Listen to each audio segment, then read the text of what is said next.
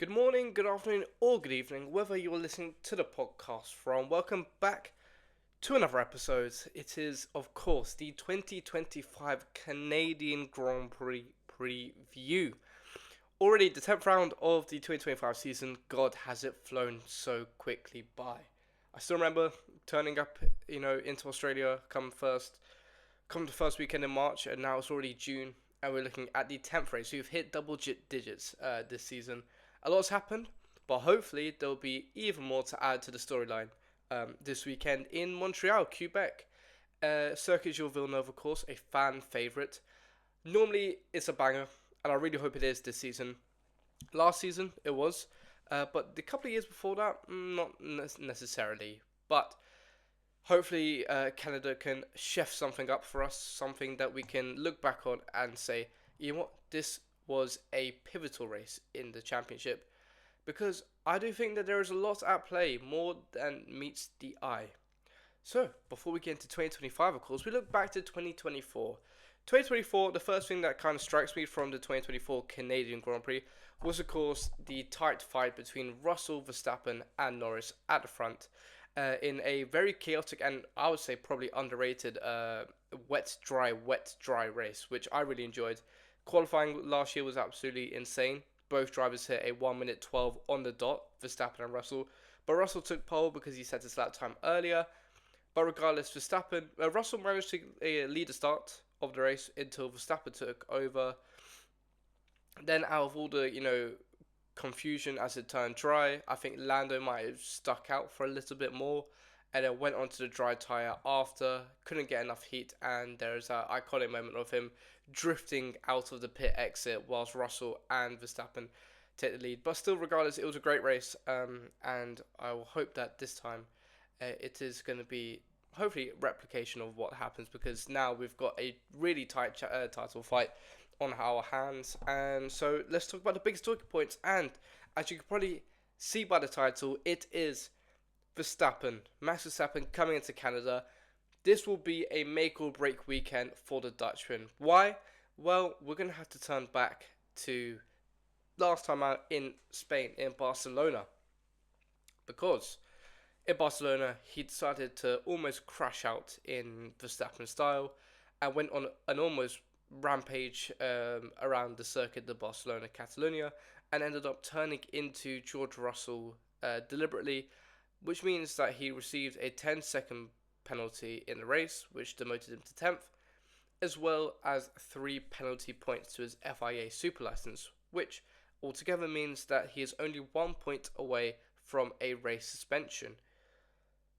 This, however, is a problem for him, because we know how Verstappen likes to race. He races very hard, he races very tough, he is not one to give up at all.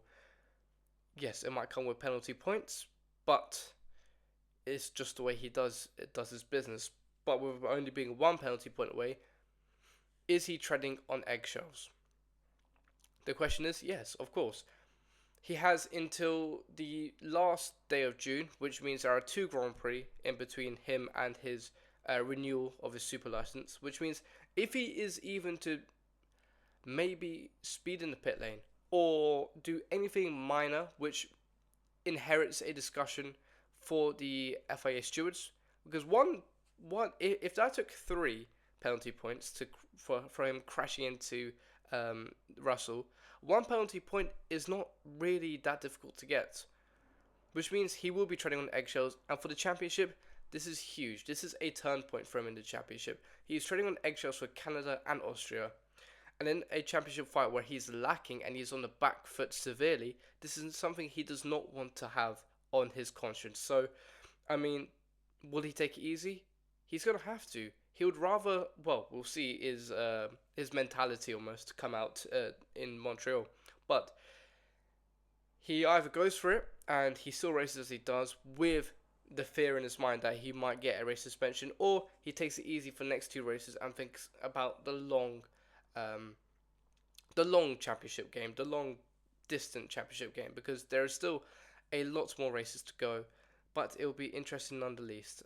But regardless, he is on the back foot severely, and if he wasn't already 30 or so points behind Lando Norris, he is almost he's doubled down on that by now being 1 point away from suspension. So it'll be interesting to see, and I'm pretty sure come Monday morning we will have a clear and utter, I suppose, view on the situation. We also got the title fight, which is heating up. 9 points now separate Piastri and Norris. It only takes one poor decision to or poor race from either of those drivers. Even we're looking more towards Piastri to liven the championship fight up. Of course, I think if Lando finishes second, if Piastri finishes third and Lando finishes second, they go equal on points. I'm not that good at maths, but they will be equal on points in championship. Regardless, it will be a very interesting bit of the championship. Canada always serves up something difficult, something interesting. It is a track which does not. It's almost like a street circuit in that sense because the walls are very close, but it's still man-made. Fast corners, fast straights is something that a real champion is tested on. Lance Stroll is also something that coming into this weekend um, we will be looking to hear from. Reason being because he did withdraw from the Spanish Grand Prix a couple of weeks back due to a not broken wrist, but a hurt wrist. He did qualify, but he did not take part in the race. There's still yet confirmation on him missing his home Grand Prix. There's nothing said. It might mean that he will be missing it. However, he would not want to, in a commercial way, miss his home Grand Prix. There's a lot that he has to do on track as well as off track. And so he will be, I'm pretty sure, eager to try and get back into the car. However, health does come first, and so we might have someone like a Felipe Drogovic or someone else like that in the wings waiting, ready for that call. It's also Haas's 200th Grand Prix from them starting out in 2016 with, I believe it was a Kevin Magnussen, Roman Grosjean duo. But it will be race 200 for them, which makes me feel very, very old because it is, very, very, I suppose, weird to think that they're going to complete the 200th Grand Prix. They will be sporting a new livery, just a one-off livery, for this occasion in what would be their North American home, not exactly home on US soil, but close to home as you could get. Circuit-wise, Circuit Jules Villeneuve, a track that has been in the calendar for a long while. 3 DRS zones, which is quite good to see because overtaking can be a little bit tricky. I would say there's about 5 overtaking spots. Obviously, you've got turn 1, you've got the Wall of Champions, which is an overtaking spot. You've got after the turn, what would be 1, 2, 3, 4. After turn 7, that DRS straight, you've got some sort of an overtaking spot, as well as the hairpin before the back straight, the long back straight. So hopefully overtaking will be good because it is a high downforce track, which means the straight speed won't be as quick as they would expect. But in that sort of sense, Red Bull have bought an upgrade for this weekend in terms of aero. They have brought a new aero package for Montreal because they want to be quick on the straights, which is something that they want, which I think they've been lacking on severely. Cornering, they're alright, but straights, they seem a little bit off the pace. So yeah, hopefully that will bring them some sort of luck because the regulations that changed last time out in Spain did not really, I suppose, minimize the gap between McLaren and the rest as people did expect it to be. Weather-wise, interesting.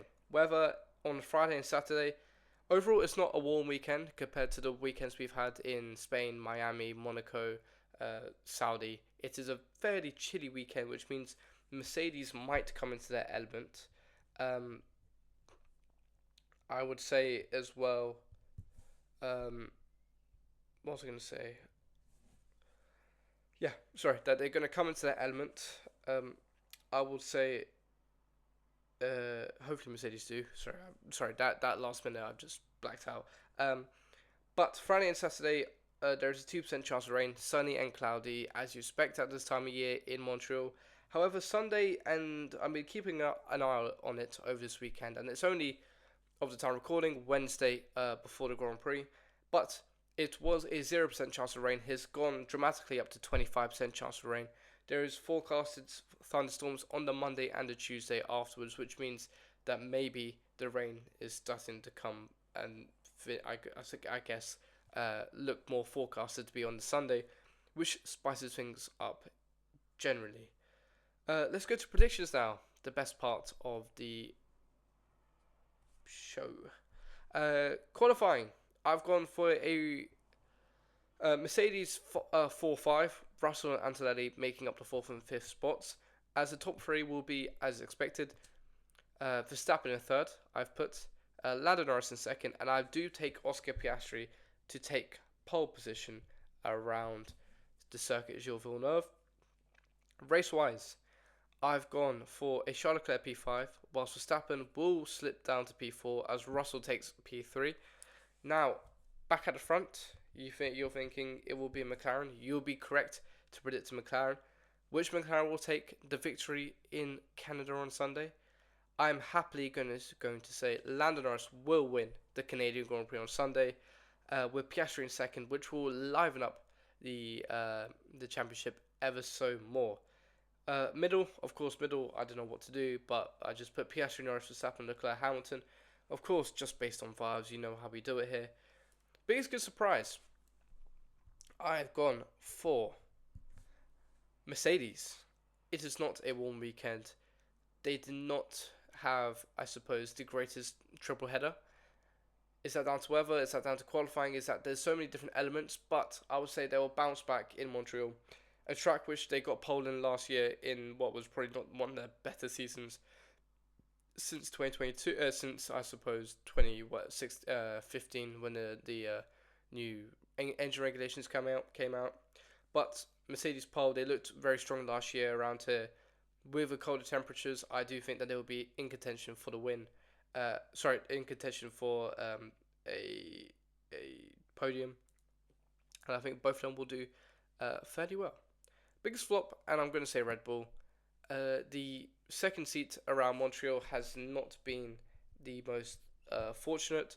I think Sergio Perez has DNF'd, I think maybe 3 times in his Red Bull career, which I think he's DNF'd every single race he's actually raced at Red Bull. Sonoda coming in after a shocking triple header. He qualified last in Barcelona. I saw a TikTok, it was like 2.5 seconds off Max Verstappen's final lap time in Q3, which is a huge amount around a circuit which is looking at the 112s.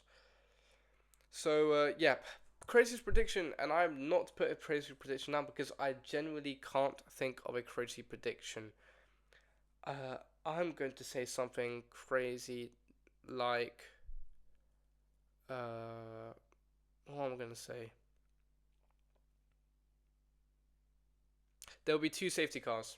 There will be 2 safety cars in the Canadian Grand Prix. VSCs do count as well. So 2 safety cars, and I'll take that. Anyway, that will wrap up the 2025 Canadian Grand Prix preview. Make sure to like and subscribe. And have a simply lovely day. Goodbye.